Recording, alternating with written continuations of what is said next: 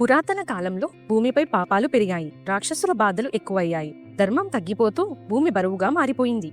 దేవతలందరూ బ్రహ్మదేవుని వద్దకు వెళ్లి ప్రార్థించారు. బ్రహ్మదేవుడు ఓ పవిత్ర నిర్ణయం తీసుకున్నాడు. ఆ సమయంలో స్వర్గంలో ఓ దివ్యనది ప్రవహించేది, గంగ. ఆమె తేజోమయి, పవిత్రతకు ప్రతీక, పాపహరిణి.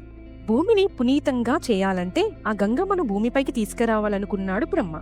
కాని గంగమ్మ ప్రవాహం అంత శక్తివంతమైనదంటే ఆమె భూమిపై పడితే భూమి తట్టుకోలేక నాశనమవుతుంది.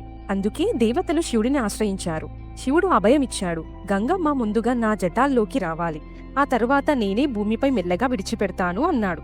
అలానే గంగమ్మ శివుని జటాల్లోకి ప్రవేశించింది. ఆ తేజస్సంతా శివుడు తట్టుకున్నాడు. తరువాత తన జటాలను విప్పి గంగమ్మను భూమిపై విడిచిపెట్టాడు. అప్పటి నుండి ఆమె భూమిపై పవిత్ర గంగా నదిగా ప్రవహిస్తోంది. ఆమె తడిలో పాపాలు పోతాయి, మనసు శాంతిని పొందుతుంది. గంగలో స్నానం చేస్తే పుణ్యం లభిస్తుంది అని నమ్మకం కోట్లాది భక్తుల హృదయాలు నిలిచింది. ఆమెను పాపనాశిని, తీర్థరూపిణి అని పిలుస్తారు.